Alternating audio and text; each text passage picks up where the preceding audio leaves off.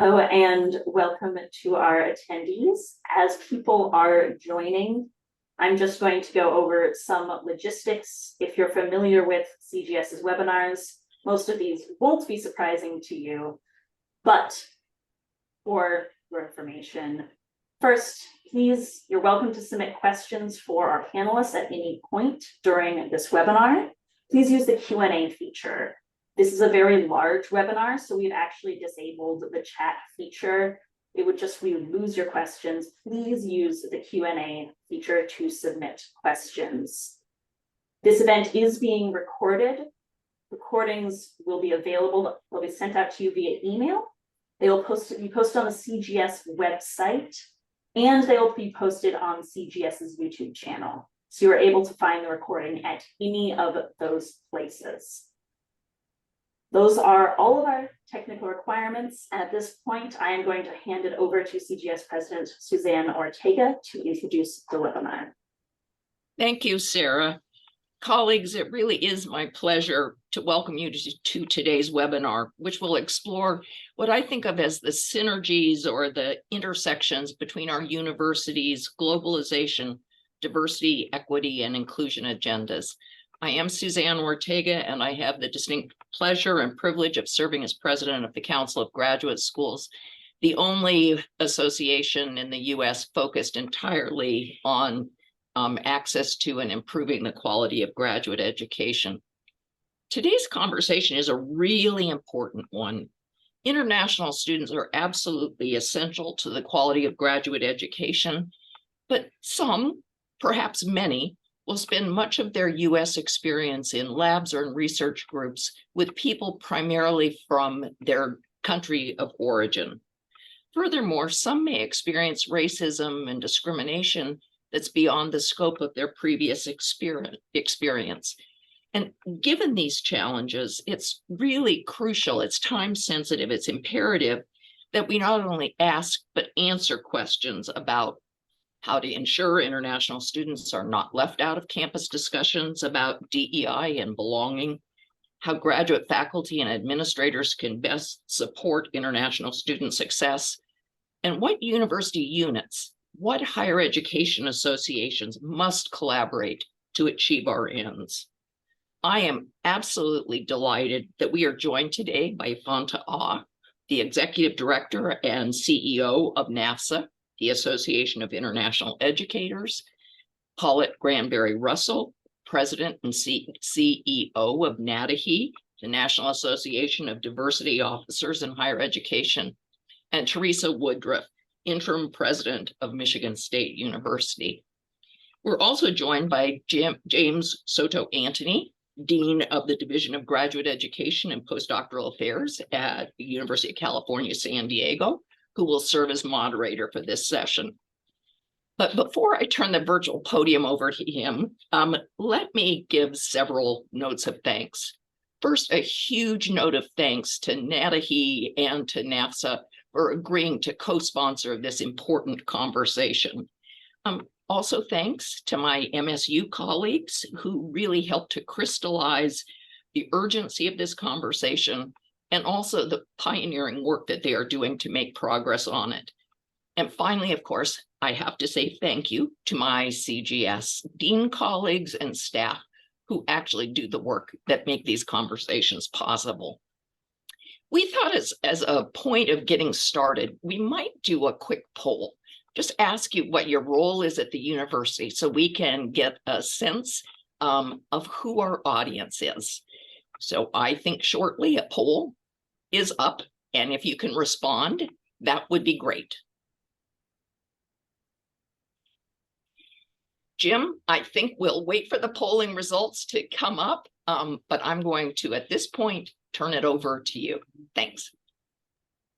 Well, thank you so much, Suzanne. I know that the poll will generate some statistics here for all of us to be able to see.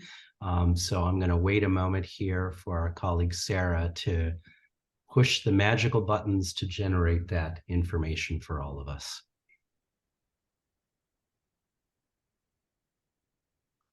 If you have a moment, participants, to go ahead and please complete that poll so we can take a look at who's in our group today.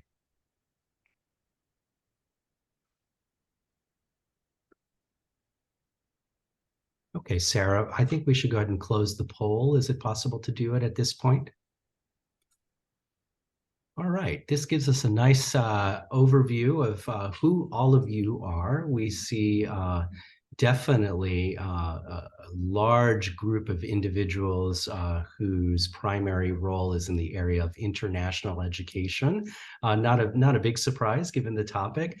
We see obviously a lot of administrators in the room. 15% of you are in DEI focus specifically.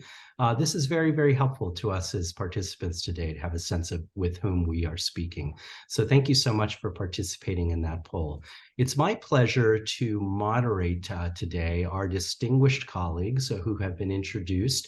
I have some prepared questions that I will be asking them, and we're going to spend a little less than an hour today in discussion with them, learning from them, and hoping to leave about 15 minutes or so for your questions. And as you've been reminded, go ahead and please feel free to submit those questions. We will spend some time attempting to curate those questions and then asking them out loud of our panelists. Let me go ahead and dive into our first question.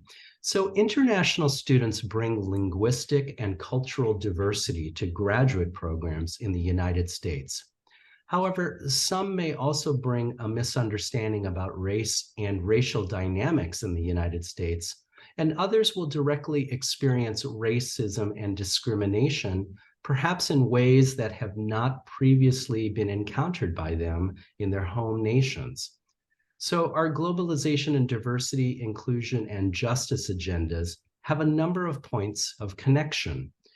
We will begin today's webinar by having each of our panelists talk about how they see globalization and DEI agendas fitting together and what their university or organization is doing to deepen understanding and advancing in specifically practices and policies that might support all graduate students, international and those from racially minoritized groups in the United States. We're going to go in this order. I'd like to invite our colleague Teresa to begin, followed by Fanta and then Paulette.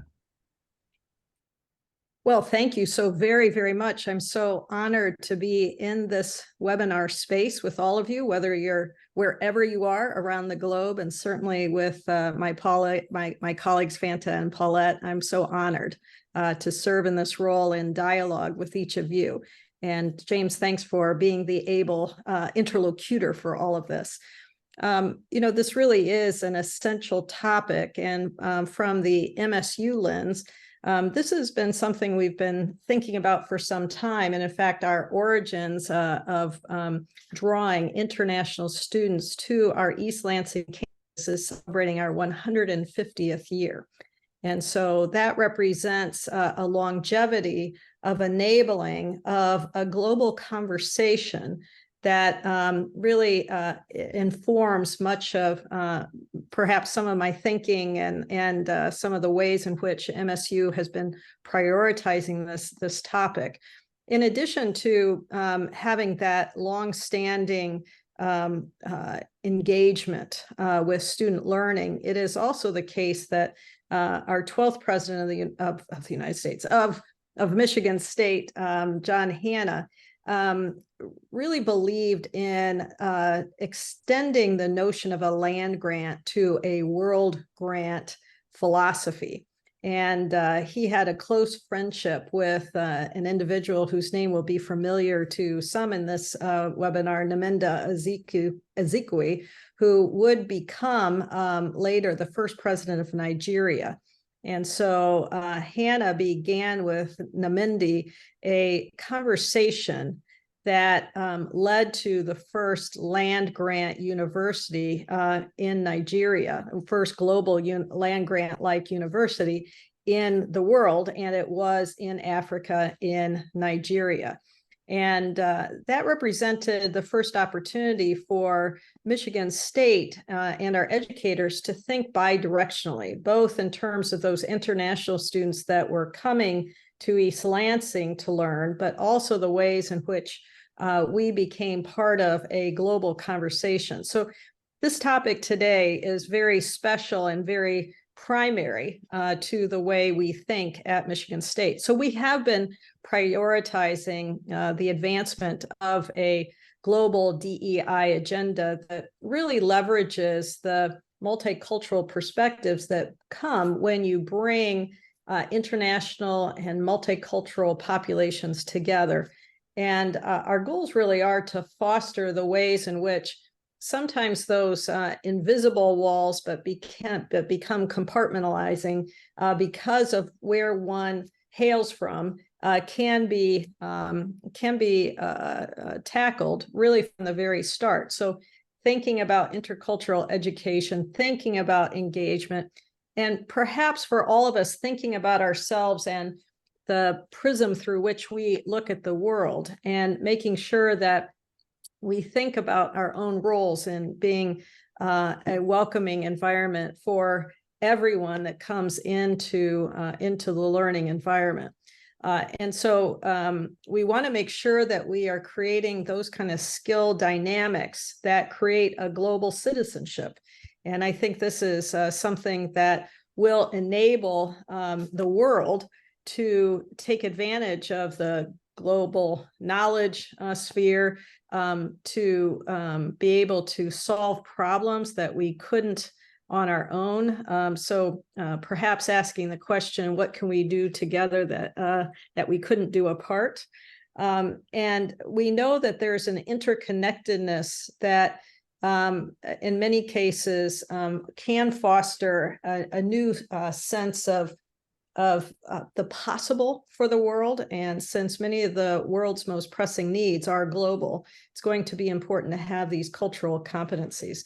So we have embedded the values of global DEI in a variety of institutions that we have created since the time of our first student arriving and the beginnings of this collaboration in Nigeria through platforms such as our Alliance for African Partnership. This alliance broadens our reach, and we have regions around the world where we have been doing distinguished networks of working, whether it's in Asia or Canada, in South America. And each of these partnerships build on our longstanding engagement and allow us to think in terms of accountability, of equity, of inclusion, of sustainability, of transparency, of bidirectionality. And I think this kind of institutional investment is really one that allows everyone across the institution to be part owners. So it's not just the international units on campus, but it really is all of us.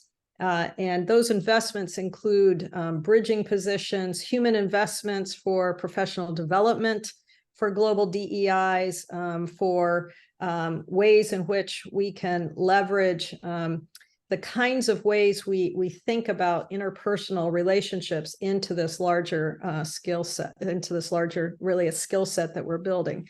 Some of the policies that we're building, we're expanding the list of countries from which students are exempt from having to take the TOEFL English test for admission, and that's to be inclusive of more regions so that students from particular regions are not disproportionately negatively impacted. So really thinking from the student and the student learner perspective. Because of this longstanding engagement, we are a home for a vibrant and diverse and very multicultural community of students, faculty, and staff. And so we want to think about that breadth of diversity, including the diversity of spiritual expression and practice, which is something that we have learned and embrace. We want to think about days set aside for chosen religious faiths, which we have put into place at Michigan State University. And we think that this is critical from a equity perspective as we become, if we value being increasingly multicultural, we want to make sure that we lower or eliminate the boundary conditions that might exist between mandatory academic requirements and those observances that are part of one's upbringing, no matter where you hail from around the world. And so we want to provide a dignified and simple way to ensure everyone's individuality is accepted at face value. We think about that in terms of our food selection across the entire institution. And that's enabling not only to the individuals from different parts of the world, but it allows for a larger conversation and for others to share in the opportunities that the world offers, even if you're here in East Lansing. We have a global DEI team that's engaged in essential space plans and renovations, ensuring that there are a whole variety of kinds of spaces like meditation spaces, cleansing accommodations for prayer rooms, and really outreach and engagement all the way from all parts of our learning environment, from all parts of our student engagement environment to our MSU Police Department, to make sure that we are all part of one dynamic community in dynamic dialogue with each other, to enable everyone to feel like they are welcome and belong in this environment that we're creating. So maybe that was a longer answer. It's a long question, a multi-part question, but perhaps that gives you a little bit of kind of the background of how we've gotten to some of the places we are and why we prioritize it so much at Michigan State. Well, thank you so much, Teresa, for the very comprehensive background and really giving us an overview on what's happening on your campus. It's a wonderful place to start the conversation. I'd like to invite Fanta to build off from there, please. Thank you. And again, thank you to the Council for Graduate Schools for the invitation and to be here with my colleagues. I think to build on what Teresa raised, because she talked a lot about some of the sort of the key anchors that institutions really need to have in place in terms of infrastructure and how we kind of think about the work. What I would add to that as a beginning to this conversation is that the notion that DEI and global are, two separate trains is one that I would like to, in many ways, just debunk. And for the following reasons. One is for those of us who've been in the world of international education for a long time, we know that international students are not a monolithic group. They come from all around the world with really just diverse backgrounds, whether it's religious backgrounds, as was talked about, or whether it's linguistic backgrounds, socioeconomic background, gender diversity, all of those different elements, including disabilities and as well, and learning differences. So we have really, I think, a lot of those DI principles. We find those within the world of international education. And when students are coming to our institutions, we have to, in many ways, recognize a couple of things. One is it's not a monolithic group. And so we can't think of international students as just one entity, but we have to think about the diversity of background that they bring to our campuses. That's the first piece. The second part about this is that in coming to the US, as you very well mentioned, issues particularly around race are somewhat different for many of our international students, whereas perhaps they may have come from cultures where the emphasis was on ethnicity, the emphasis perhaps was on religious differences, certainly socioeconomic for sure, et cetera, but where notions of race may be something that is a bit foreign to them. And once they get here in the US, they realize over a short period of time that they're racialized in America. And so the ability for them to be equipped with both understanding what that looks like and what that means within the American context becomes important. And so that's one of the things that I would just sort of preface with. With that said, there are a couple of things that come to mind in terms of what are institutions ready to do and how can they in many ways signal their true readiness for the diversity and, but more importantly, for ensuring that there's equity and inclusion for students. As you said before, students are coming wanting and seeking belonging. And belonging comes in so many forms. It comes in the form of where they find community and where community then gets built. And that is something that I think international students, like all other students, would seek. I think it's particularly important for graduate students because when you come for graduate studies, either you're coming in for your master's or your doctoral program, so your length of time here is one where you pay particular attention to how you're going to spend your time and what will be the quality of your experience here.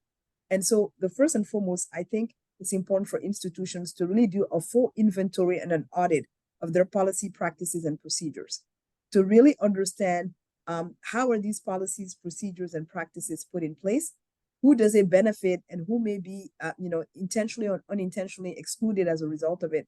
I think that becomes important. And Teresa gave some examples, whether you're looking at language proficiency, and what are some of the tools that you have in place, and are there alternative tools or example of some of the things that were mentioned. The second part, which I think is critically important, is the institutional readiness for receiving and in many ways truly welcoming graduate students and graduate international students to their campuses. And that requires some of what was talked about, the cultural competency part of this. What are we doing to ensure that there is really cultural competency at all levels of the institution and at all levels of the organization, whether it's your counseling services, and the fact that mental health and how we think about mental health may be very different. And yet often in the conversation around mental health, there's a paucity and an absence of talking about the needs of international students. And I would argue particularly the needs of graduate students. You know, it is the case that they come to our institutions very resilient, and they come to our institution in many cases having navigated already a lot before they got here. But we often underestimate how much support still will be needed and how much support would be welcomed by our students in many ways as they're making their way. So the issues around cultural competencies become important. Then there's also the components around access. You know, one of the things that we don't talk about are things like food insecurity among graduate students and international students in particular. We need to pay more attention to those issues of equity because those are things that come up and they're hidden. Those are sort of what I call the hidden challenges on our campuses. And the more we really can shed light on that and ensure that there's no shame that students are feeling in being able to raise those concerns and the support that are needed, I think the more important that is. So the ability to have what I would call robust structure of support that are intentional for graduate students are incredibly important, because our graduate students many times, particularly on large campuses, wear multiple hats. They're students, but they also happen to be your teaching assistants. They also happen to be your research assistants and all of that. And so in wearing multiple hats, they need to know that they've been provided the tools to be successful in the environment that we've asked them to come into. And then also to ensure that they're not being exploited, right? Because sometimes we have had cases where on campuses, you've had graduate students in particular talked about the challenges of not knowing how to navigate issues when they come up and where to go when you have, you know, issues of concern without the fear of repercussion of having raised those concerns and so forth. So access to, you know, avenues to be able to ensure that their equitable treatment, I think, becomes really important. So I would say policy, practices, and procedures, cultural competency, but then also ensuring that we have really the full wraparound support and that we can shed light and ensuring that we give them a holistic experience on our campuses. Fanta, thank you so much for diving so deeply into the policies, practices, and the structural reminders. It's super helpful. Paulette, I'm wondering if you'd be able to build from there with your response. I'd like to invite you to join in now. Well, thank you so much. And again, I want to express my appreciation to my colleagues and the opportunity to participate with you in this conversation. And, you know, as I think about the responses from both Teresa and Fanta, this notion of how we begin to deepen the understanding and advancing practices and policies that support all graduate students, and the role that an organization and members such as ours, who often lead and influence diversity, equity, and inclusion in higher education, I think is an important, we're at an important point in our country, and I'll use this for the moment to talk about the legislation that I'm assuming many of us are already familiar with, that is attempting to dismantle diversity, equity, and inclusion efforts, and often the belief that that effort is intended to target perhaps just domestic student issues or issues that impact those within the borders of the United States born citizens of this country, with a particular emphasis on race, as many of us are beginning to more closely scrutinize the legislation that's evolving. So, you know, and I think it's important also that those of us who lead and influence senior diversity officers or chief diversity officers are engaged in this particular conversation, because the question for us becomes, how does these current efforts impact the work not only with respect to diversity, equity, and inclusion in the US context, but more broadly globalization. And so when I think about the role of NADOHE, and I'll just do a little quick introduction to the organization for those of you who may not be as familiar with us. We are a membership organization. We define ourselves as speaking in the context of the voice for senior diversity leaders, professionals, scholars, and researchers in higher education. We also engage in and certainly add voice to the national and international conversation on diversity, equity, and inclusion in post-secondary education. And since 2014, we have had in place what we call standards of professional practice for chief diversity officers in higher education. And why do I make reference to those standards? Because I think historically, when we look back on this work, it just kind of, not just kind of, but it evolved in higher education to a point where perhaps in the last probably 15, 16, 17 years, these roles, those who are particularly responsible for the centralized efforts of diversity, equity, and inclusion within our colleges and universities, those roles began to evolve. And our standards of practice include, when we talk about diversity, equity, and inclusion, and by the way, I don't use the acronym DEI for reasons of which are mostly bound in the current attacks on the work. But our work, when we talk about diversity, we think about it more broadly. We don't think about it just perhaps in the historical way that it has been defined. Over the last 7 decades, the work towards access, non-discrimination, equity, diversity, inclusion, and justice has been continually evolving, as have those roles. And we recognize today that diversity in higher education has moved from an almost singular focus on increasing access for protected groups in this country to a far more comprehensive, institution-wide social integration across all functions of colleges and universities. So that includes globalization and diversity, equity, and inclusion, so that those of us who are leading these efforts in higher education, working in concert with our colleagues, understand that our work is not limited to any one particular population. It's not just about compositional diversity in terms of race and gender, even though we know we still have a lot of work to do here.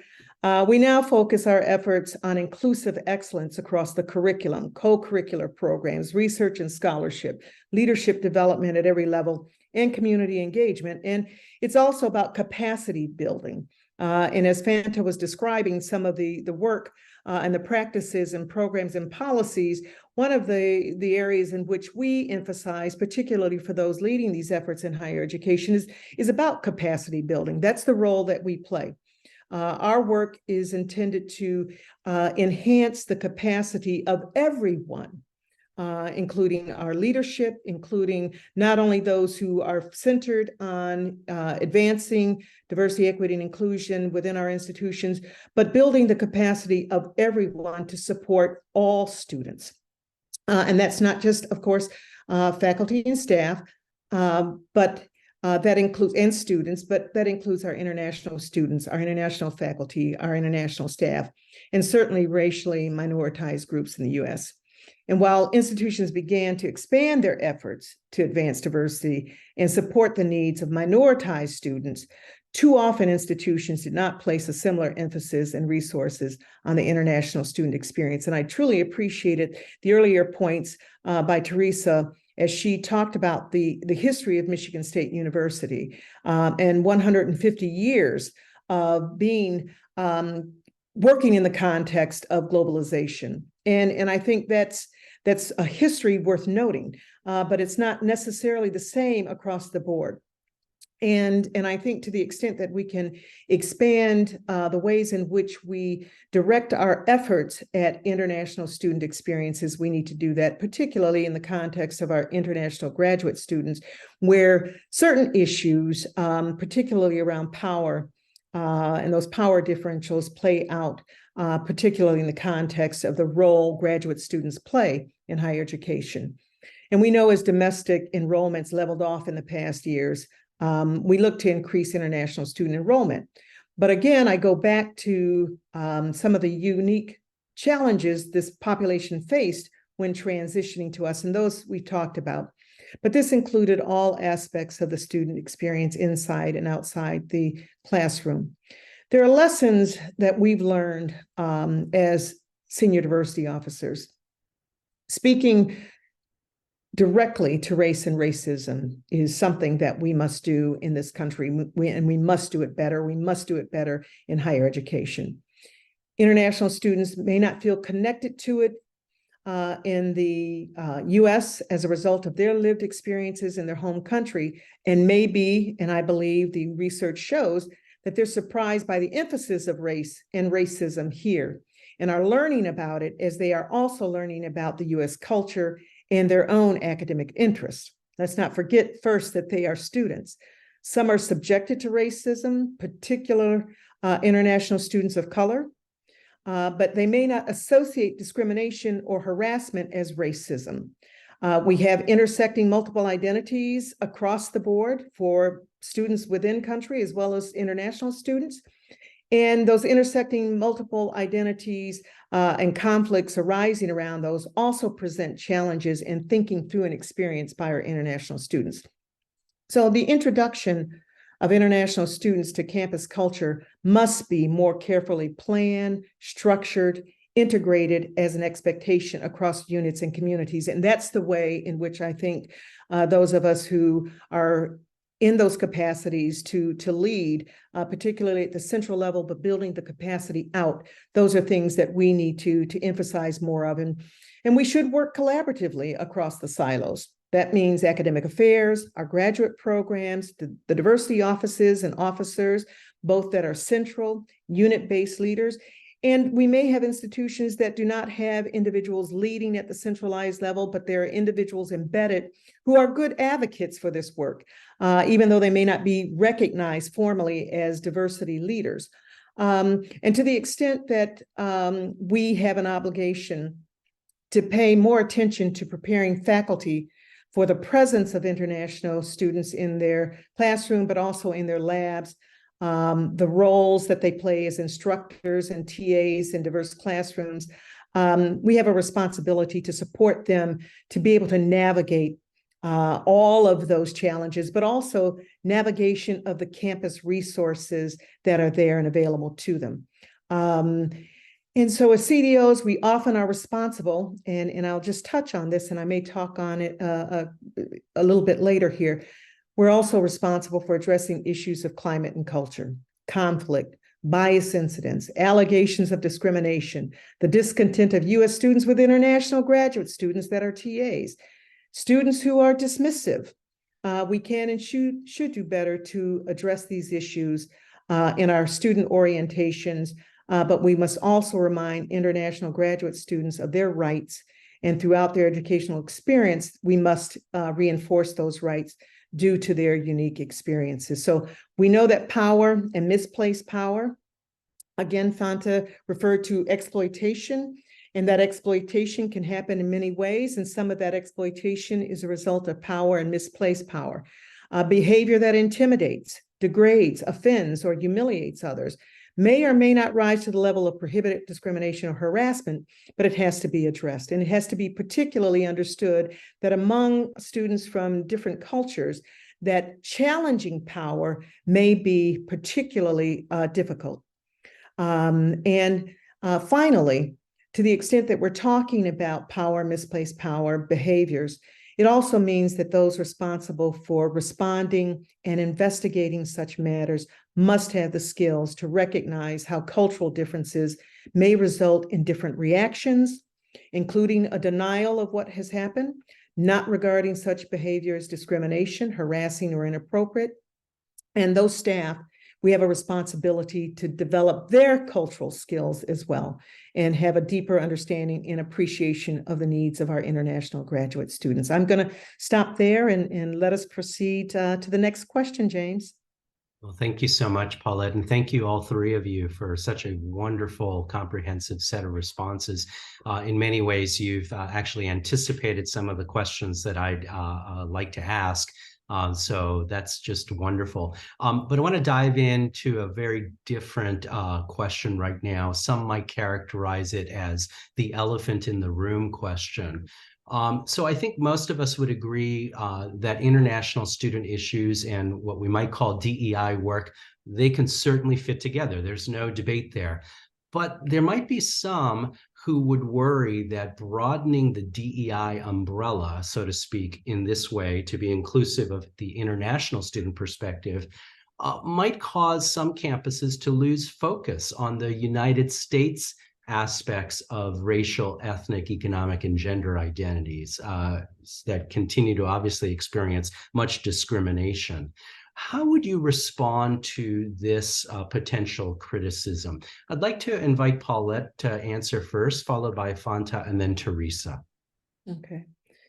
Thank you for the question. And even though what I'm going to say is that the answer is simple, I didn't say getting there is simple, meaning if we have thought enough about this to identify it as an issue, we should think enough about how to reduce the likelihood of it occurring, meaning that this is not a situation where there should be what you characterize as the elephant in the room, and that by expanding our attention and our resources to the needs of our international students, that somehow that means taking away the resources and the attention that we need to invest in responding to our diversity, equity, and inclusion issues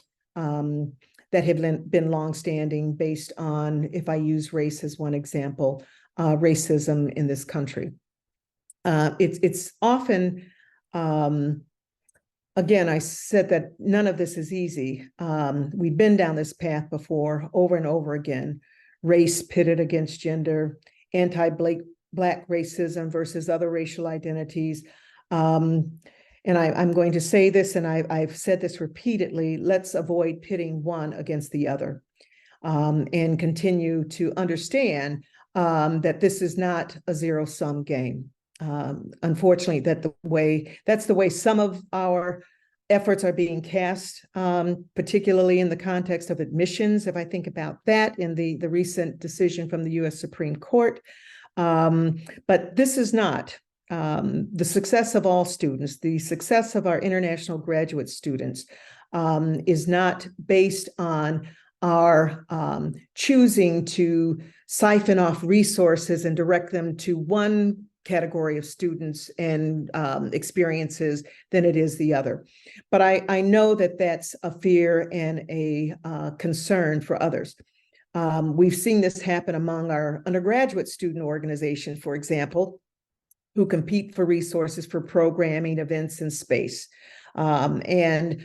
These are students who have been socialized by, and certainly through their own lived experiences, but the way that sometimes higher education itself has determined who has access to what, where we place our resources, the need for us sometimes to prioritize resources, but that should not be how we think about the issues regarding the support for our international students, our international graduate students, and our students, particularly racially minoritized students, if I use that as one example, but other students that are being, I think, particularly targeted in this time. So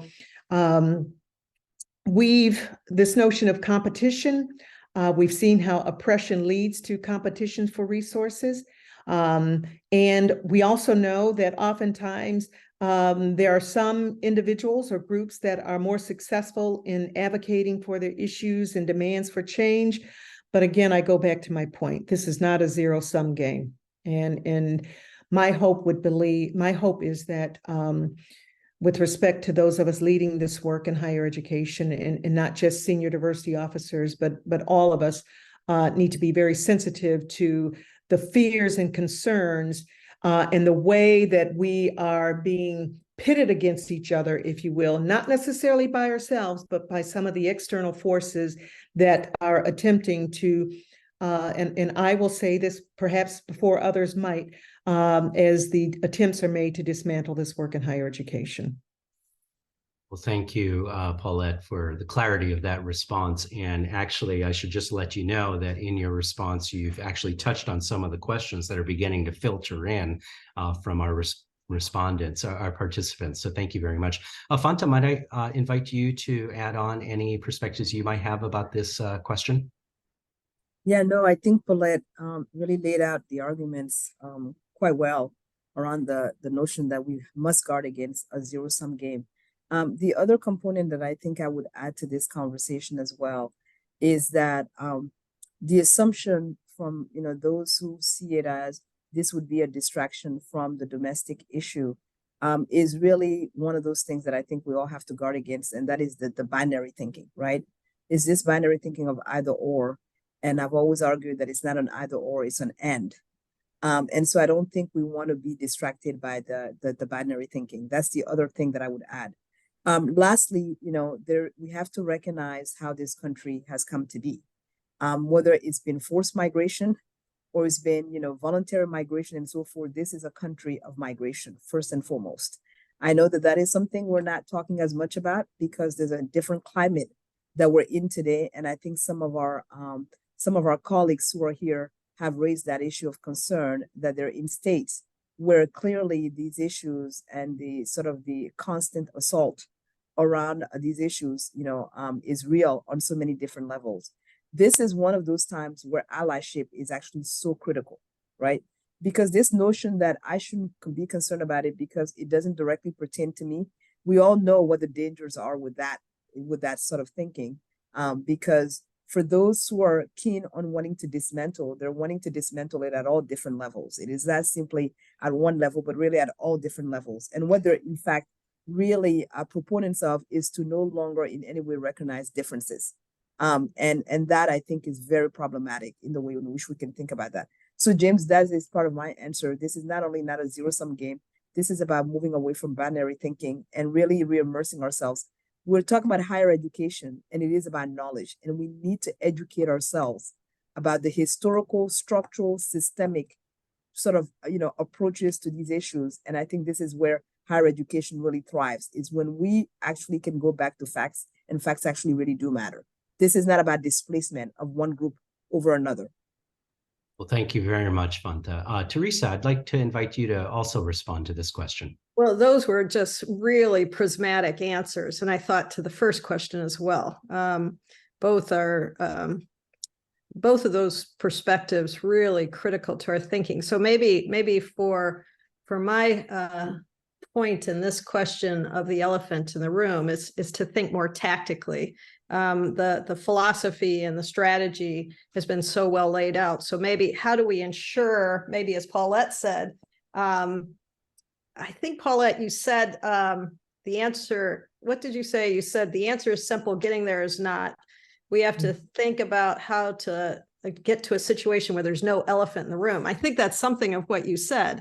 Yes. And so maybe if I take the lineage of what are those tactics that get us to that point, and again, the discussion before is good, but if we think about how the two areas could work collectively and not taking away from one, but really building and having that allyship.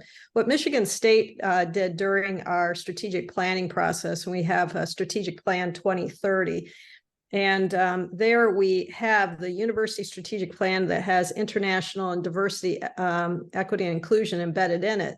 In addition, we have standalone plans for our MSU DEI plan. We have an MSU RVSM plan, and we have a global DEI task force plan, all of which are really at the central level. What those tactics then do is allow us to raise our optics and our intellectual way of knowing that these are values for the institution to the highest level because they're visible, because we can see that those are the ways in which those are the values we have, and there are tactics that are leading us to an eventuality by 2030 we want to have synergies and inventories and identify gaps, create spanners, and in all aspects of DEI as it relates to race, ethnicity, economics, politics, race, or religion, really thinking in the broadest sense. And so having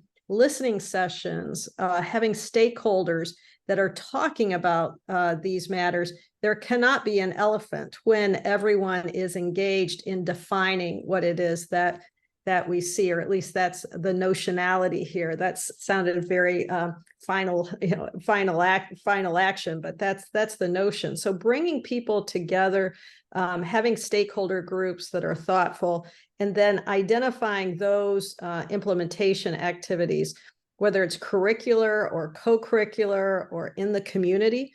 We're embedded in a community where there's a good deal of engagement that is meaningful to the lived experiences of our student faculty, student employees, and students and employees. And that's really critical. The task force, the Global DEI Task Force, really tries to make sure that they're representatives of those in whose interests understanding global cultural context can be best interlocuted. What is the prism through which, again, you see these? How do you have those meaningful conversations? I think, Fanta, you said in your first remarks that from an international perspective, it's more about ethnicity than race. And so the task force itself allows there to be the consequential conversations, having a welcoming environment for those conversations, having not one lens, but the lived experience as it relates to internationalization, in which case we are all part of that. We are all neither domestic nor international. We are all global. My belief is that enables the kinds of conversations then to ask even more specifically, talk about race and racism in the United States, talk about race and racism or ethnic differences in different countries. How does that play out in the educational systems? I was very good friends with the dean of the graduate school in Rwanda.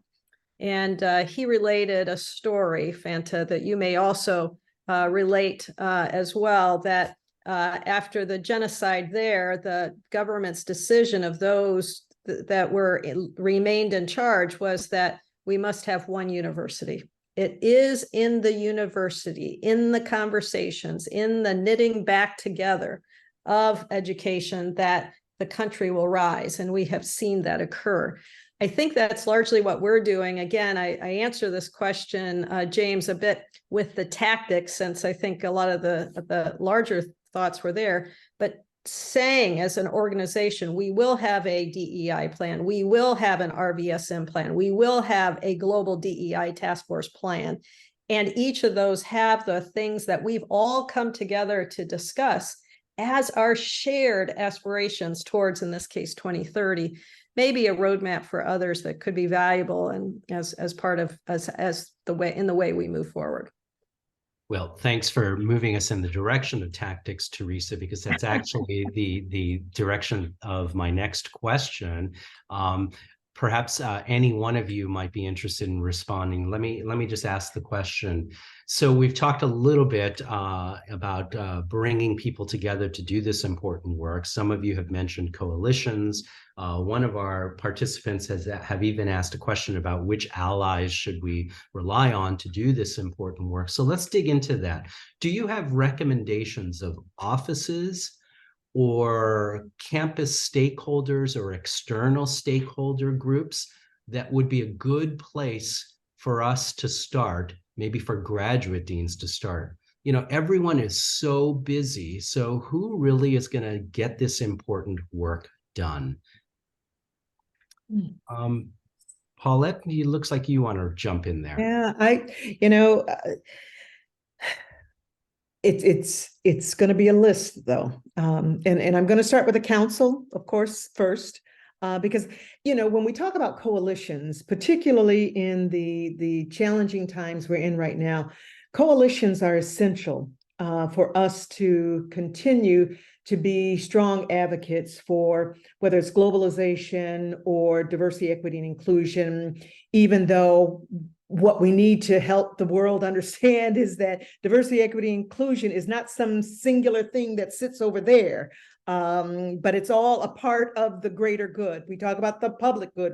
This is something that must become an imperative for all of us. So the council, international programs, we talked a little bit about that, and certainly Teresa has identified a global, was it a plan? A global, okay. Global, all right. Task force. Task force, thank you. And researchers and scholars who study race, racism need to be brought into this conversation as part of a coalition. Senior diversity officers, diversity leaders throughout, if we talk about from centralized to decentralized, we've got to build relationships with our graduate student organizations and our cultural student organizations, counseling services, because we know that based on the experiences of our international graduate students and the stressors associated with not only adapting to culture, academic pursuits, but some of the other things that get thrown at them, we need them as a part of this coalition, and we should be working in tandem. And yes, even compliance offices, I know sometimes they get a bad rep, but I think it's important for us to understand the role that they play in terms of reinforcing the rights of our students. And then, of course, our faculty development programs, including those that help faculty to be better advocates for the international graduate student experience, as well as that for all students. They need to better understand bias, race, power, oppression, and developing best practices for a more inclusive climate and culture. And so I'll stop there, but as I started thinking about this, it's like I could come up with a few more if I had a few minutes, but I'll drop it there.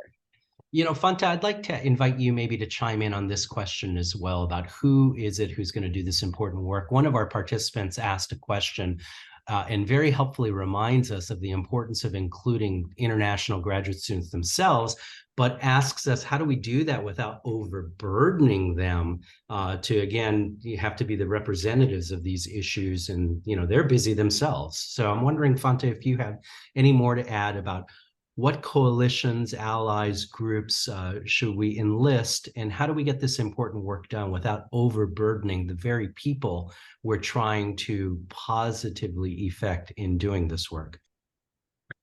So thank you, James, for that question. I would say I'm thinking of this on two levels.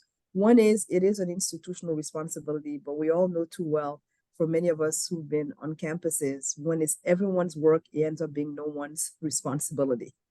We've all been on those committees lots of different times when that has been the case. So the idea of really ensuring that there is a holistic, integrative approach to this.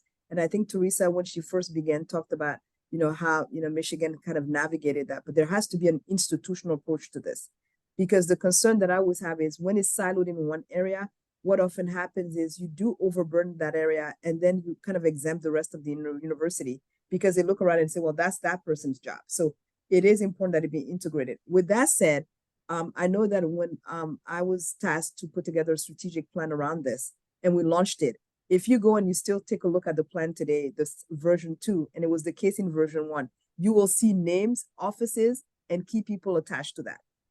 You've got to be able to identify the stakeholders who are responsible for driving it and carrying that. And so I do think that that's important, how we think about this. Otherwise, if you don't have that, then you're not going to make progress. So let's start with that. I do think it's incredibly important to empower the folks who are most directly impacted by this. This is why the voices of graduate students are really important. And we do not want to be speaking on their behalf. We do not want to disempower them. I've often said that a lot of times we ask questions about where's the solution? And a lot of times people know the solution is just that they have not been asked or they've not been heard. And so it's important that we do that in the case of our graduate students. Whether you do it in the form of focus groups, whether you're very attentive to the fact that one voice cannot represent everybody and cannot be the sole voice of the community, that becomes an important anchor. But we have tools for how to really get good qualitative data around some of this work, in the same way that, on campuses, we do climate surveys. And my first question is, when we do climate surveys, can we disaggregate? Because if we can, then we can go in and drill down much more and see what is the experience of this constituents, relative to others. And so there are tools like that I would suggest that we basically leverage, and that we leverage really in the interest of getting good information, but then also we can be all things to all people, and the ability to manage expectations and be realistic about what are the priorities. But then once you've determined those priorities, then you need to be transparent about it, and then you need to be accountable. So we would account for the plan and would account for what progress we've made, but would also account for where we didn't make progress, because it's important for the trust of the community, for them to know that in fact, this is something that the community as a whole should be made aware of, where we've made progress and where we've not moved the needle. Well, thank you very much. We had a fourth question here that we composed, but each of you has done such a lovely job of addressing this. But certainly the question's focus was largely around ideas you have for allies, program-specific resources that you might activate, or any kind of activities. And if anything comes to mind as I ask this final question, certainly feel free to just throw it in. But at this point, what I'd like to ask is very simply that many international students work and study in labs and in research groups that oftentimes can be composed primarily from individuals from their own home countries. So what can faculty and administrators do perhaps to help build broader networks that more deeply connect our international and our domestic graduate students? And maybe by extension, connecting our international graduate students with domestic undergraduate students. I'd love to ask Teresa maybe to say a few words about that, and then we'll go to Paulette and then Fanta.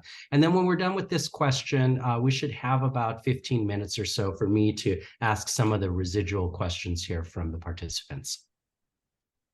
Well, you may or may not know, I had a very large lab for about 25 years, and that lab was composed of students from all over, many states across the United States, many international students, and I had many international collaborations, as well as collaborators across domestic states. And, I think the way I managed this was to make sure that everyone felt like they were part of the larger entity, the Woodruff lab in this case, not to be egocentric, but it was, what is the thing that everyone is a part of? And that identity, that sense of belonging, which I think was part of one of the earlier questions and answers, what we really want is for everyone, no matter from where you hail, to really feel that within the setting of learning, that you are welcomed and that you belong. And that is independent of otherwise characterizations that someone might give to you, that this is the belonging. You belong. We care for you. And so that can be in an undergraduate setting, that might be being in the tuba section of the band. In the graduate school, it might be that you're part of an entomology club, even though you might be in a biochemistry lab, or it could be the lab itself. And for me and many of my students, I think feeling like you are part of this larger entity is really important. And then from there, build out. So my lab was a reproductive science lab, and we were members of the Department of OBGYN, where there are a lot of graduate students that were part of that organization, which we would meet quite frequently for things that were formal, like journal clubs, and things that were informal, like movie night. And, our movies might have been, who knows what they were, but they ranged in a lot of different ways, just to allow folks to be together outside in the extracurricular space. And then we had a Center for Reproductive Science, and this was a place where everyone could then add their talents to the field. So not only do you want to feel a place of belonging when you're in an educational setting, and particularly as graduate students, I think you want to build your capacity to act. And if you feel that sense of belonging, then you can be the leader of a journal club, the host for a speaker. Those speakers, again, come from a lot of different life perspectives, living in many different places. And then the final kind of length scale is then to the global community, going to meetings where, the Woodruff lab from the OBGYN department within the Center for Reproductive Science went to the Society for the Study of Reproduction. And there you find a global community of thought. And the key, I think, is that globalization of thought allows you to learn, again, maybe as I echo back to my first statement, that the problems of the world they're borderless. And so if someone's trying to solve a problem in my lab in Chicago, and someone in Australia is also trying to solve that problem, how does that perspective or the mentorship or the shaping of that department or organization help you think? And when people really latch on to this idea that the global way of thinking, the globalization of ideas, the way of not just attacking problems, but sometimes the tenacity to keep working through those problems can be a learned thing by watching those around the entire discipline, you begin to create, as I think you ask, those networks that are consequential. And I think sometimes for graduate students, you think you have to have it all on day one. And, these networks are built over time. And I think in as much as you build at those different length scales, you lay down one layer of competency on which is then layered another layer of competency at a different length scale. And the tensile strength that you get from engagement is the most important thing we can do to international graduate students and domestic graduate students. And I think that by putting all those layers in, it becomes strengthening. And it is those students that have that kind of background that continue then to be the leaders in their field, whether they stay in the professoriate or move into some other part of either education or beyond.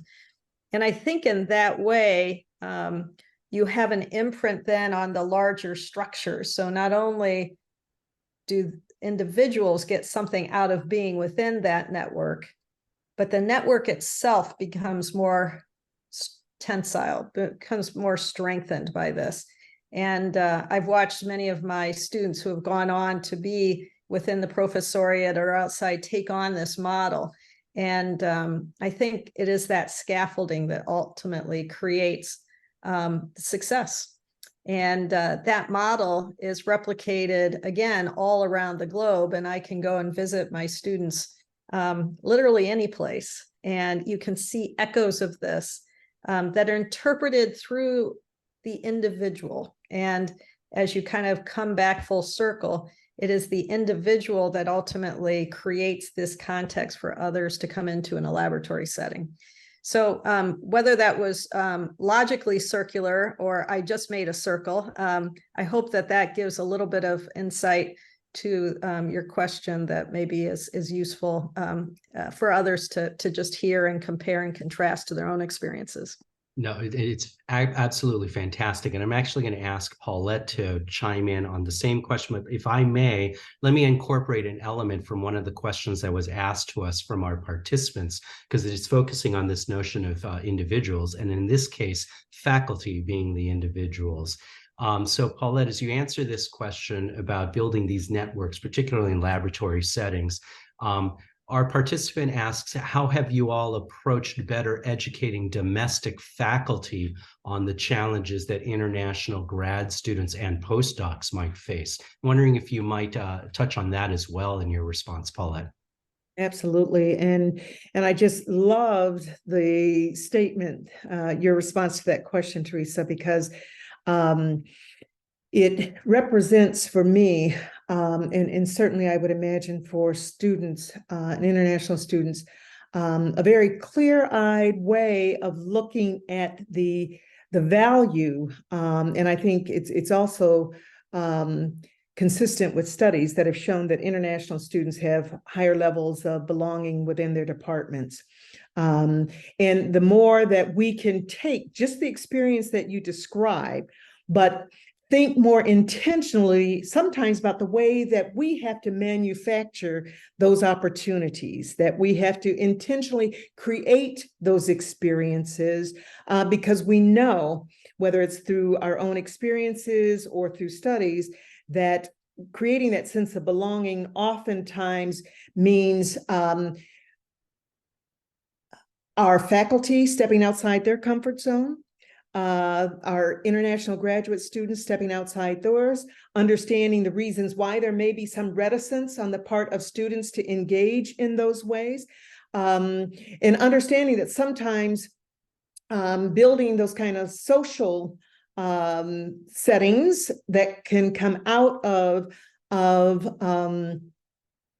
both the lab experience, we have to be mindful of the fact that sometimes that can also create conflicting issues around power, as well as behavioral issues that can, unfortunately, sometimes I had to think in that way. But I also believe that to the extent that we can build the capacity, I want to go back to some earlier points that I was making, through faculty development, for example. If we are purposeful in better sensitizing through professional development opportunities that we create for our faculty to understand the lived experiences of our international graduate students, help them understand the stressors that exist for those students, that this isn't just them stepping into a lab and automatically being highly productive in the ways that we want them to be, that these are social beings as well, who have families, who have fears, who sometimes, as a result of those anxieties and stressors, need additional support to work through those, that this is a whole person. They're not just an automaton that just, generates what their needs are as faculty who are leading research. And so there's empathy, and sometimes we have to remind ourselves that it's important for us to understand the whole individual. So through faculty development and identifying what some of our studies research shows are the experiences of our international graduate students, and using case studies is another example of work that I've done in some of our professional development experiences for faculty, so that they begin through those case studies to understand from the perspective of students, but also appropriate responses to the needs of our international students. So that's just one example, but I think it is, as I pointed out at the start, the role of people like myself has been to build capacity of others to more deliberately understand what the needs are of all students, and with particular attention to the cultural differences and those needs that manifest from that of our international students and graduate students. Well, thank you very much, Paulette. And you actually touched on a couple of the questions that our participants asked. Fanta, I'm going to throw it your direction, but if I might elaborate just ever so briefly with a couple of these questions. We're talking about specific things that we can do here, and some of our participants have asked us in particular, how do we address this notion that Paulette touched on, that sometimes international students are sadly seen as a monolithic group, and the diversity that exists across the richness of international students is not necessarily recognized. How do we prepare our professional colleagues to really competently understand and work with that rich tapestry of diversity? The second part of this, Fanta, is really thinking specifically about maybe some tools. One of our participants is in a career and professional development setting, and is talking about perhaps creating a cultural competency wheel, if you will, to help people understand how to support international graduate students. Fanta, do you have any thoughts about some of those ideas? Yeah, no, happy to chime in. Two things comes to mind. One is that you will find that within the literature, there is a whole body of literature around intercultural communication. So that's one of the areas that I would definitely like to, encourage this colleague to look into, because there's a whole body of work that has been done over really decades on intercultural communication, and you'll find there, some of the cultural contrast, kind of model. You'll find, so much work has been there. So that's one example, and you will find that within that area, it talks about everything from how you think about the notion of time to how you think about the notion of distance to how you think about, eye contact, all of these different things that sometimes we may not even be thinking about. So I would encourage us to dig both in the literature around diversity, equity, and inclusion and intercultural communication as one area of avenue. And certainly a person that, an area that comes to mind is, you have Edward Hall and the work that Edward Hall has done as an anthropologist a long time ago, but you also have the work of Gary Weaver and many, many others who worked in this space. So that's one area that I would encourage our colleagues to look into. The other piece that I wanted to talk about is, as we talk about faculty, let's not forget that we have an international faculty, particularly if we start talking about the STEM fields. So I think it would be also, sometimes what happens is faculty are more likely to hear from their peers than they're likely to hear from others. So I think the ability to leverage that and the ability to, in many ways, engage your international faculty is one of the things that I would encourage us to think about, because many of them also have studied in the US before, were once upon a time that graduate student that we're talking about. And so they know what that road has been. And many times they're more than happy to lend their insights, their knowledge, and to be of support in that way. And so I would say, let's really think about the resources we have internally and not reinvent the wheel if we don't have to. So that's the other part that I would go to, James, in talking about internal resources around the faculty development and engagement that we've talked about. Well, thank you very much. I'm doing a friendly time check for all of us. We've got about 3 minutes remaining. I'm going to ask one last question. Forgive the rest of the participants whose questions I did not get to, but this one I think is a really interesting way to end. And I'd ask all three of you to respond ever so briefly, like a maybe 30-second thought on this one. And then I'll pitch it over to Suzanne Ortega, who can close out our session. Here's the question. What does accountability look like when we ask ourselves, are we doing this work well? What does accountability look like for all of us? So take 5 seconds to consider your response. I'll start with Paulette, then I'll ask Teresa to respond, and then we'll close with Fanta. What does accountability look like in this work that we do? Accountability for me means defining what we believe to be success outcomes, and then assessing whether or not we've achieved those outcomes. And when you think about it in the context of our international graduate students, how do we define their success? And then evaluating whether or not we've achieved it, holding ourselves accountable for that. Great. Thank you for reminding us about their success being the cornerstone there. I think I said Teresa. Say me next. Yeah. So I would concur. I think student completion, that they can complete the course of study or the degree type. If we're measuring the outcomes on behalf of the student, then I think the programming must be in place that is enabling that, and then continuity for that individual within their desired goals, and that they can achieve it. And we can measure just autonomous numbers of programs, but if we're not looking to outcomes for the individual in whose interests we serve, we may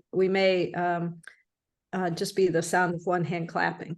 So I think I'm concurring with Paulette that we have to define our successful outcomes and largely in terms of the individual student and their progress to their terminal educational goals.